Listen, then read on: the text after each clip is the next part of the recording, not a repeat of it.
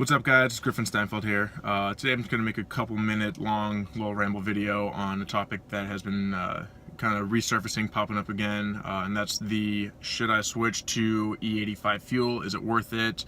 Do I have to completely revamp my whole car to run it kind of topic?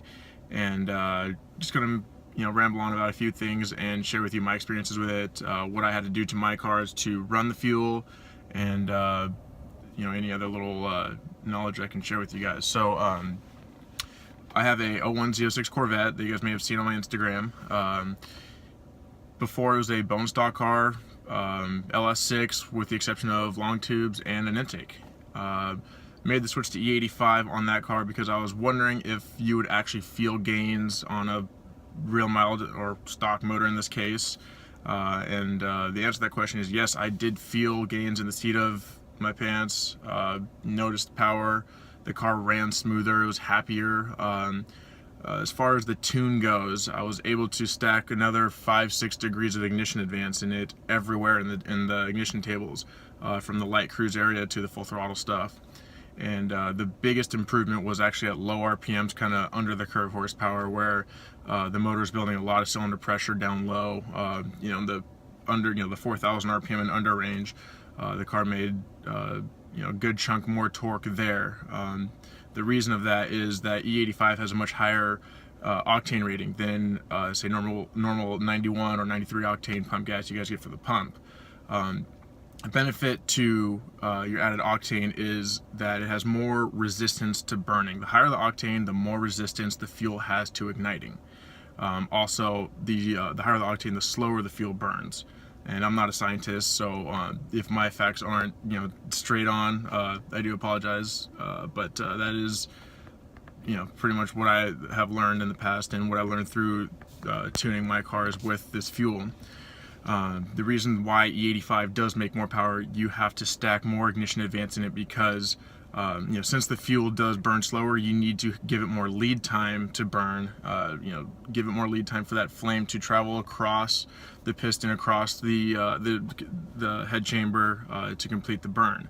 And when you do that, you create higher pressure for longer periods of time in the cylinder, and that results in more force on the piston, turns the crank harder, aka more horsepower.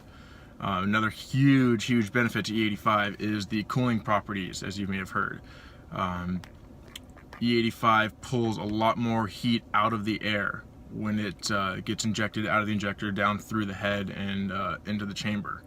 That also helps with detonation, keeps things much safer. Also helps out your top piston ring. My Corvette now has a Magnuson TVS 2300 blower on it.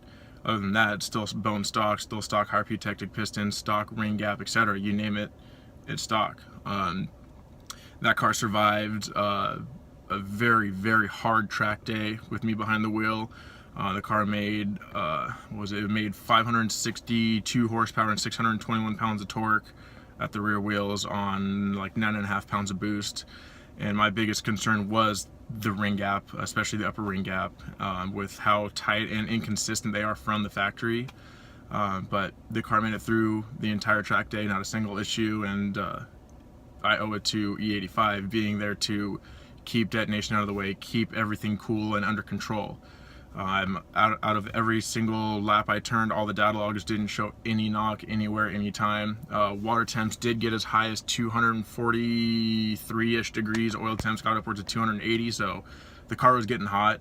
It was making power. It was almost 100 degrees ambient air outside, so it was definitely being pushed hard. And another fact is, as far as horsepower gains on a boosted motor, my blue truck, the 56 Chevy, at the time had a single 83mm Turbonetics turbo on it on the 370-inch LQ9.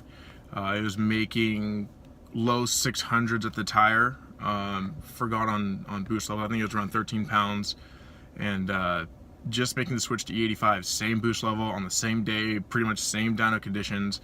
On the very first E85 pull, made 755 to the tire.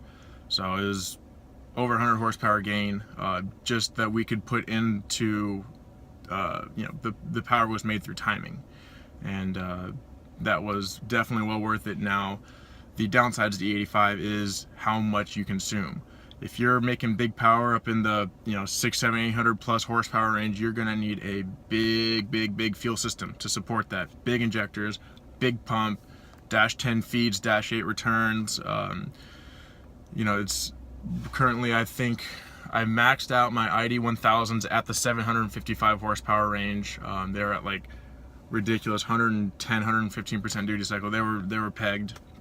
Now on the truck I have fuel injector connection 2000s in it, and the truck made it made 996 to the tire, and was starting to run at a fuel pump. So I still have plenty of injector left with 2000s, but just to put in perspective, you need big fuel. You consume roughly 30% more fuel by volume, and that is pretty taxing on the fuel system.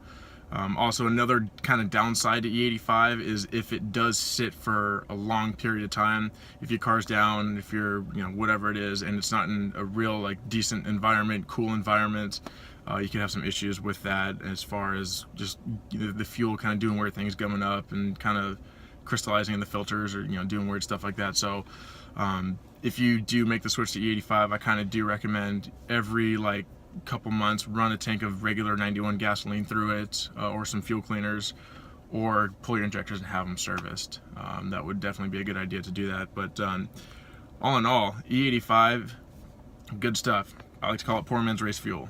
I pay it here in Southern California. I pay like, was it like $2.30 to $2.50 a gallon, and that sure beats paying for race gas, which is about $8, $9, $10 a gallon, depending on what you buy, what octane and stuff. But another little point I wanted to make before I sign off is that testing your E85, like what is actually E85? A lot of people don't know that, and it is basically 85% ethanol and 15% gasoline, pump gas, and that's what I'm like freestyling this here, so I apologize. I'm like not making sense in these parts. But yeah, it's 85% ethanol made from corn, renewable resource, which is awesome, and 50% gasoline. If you want to step up to a higher octane, a more pure fuel, companies like VP make C85, to where they cut the ethanol with 100 octane, 110 octane fuel to raise the octane levels even higher. You can make even more power with it. Yeah, that was a quick little ramble video, freestyle that, so hope you guys pick something up from that, and if you have any questions, feel free to drop a comment, and we'll chat. Alright, peace.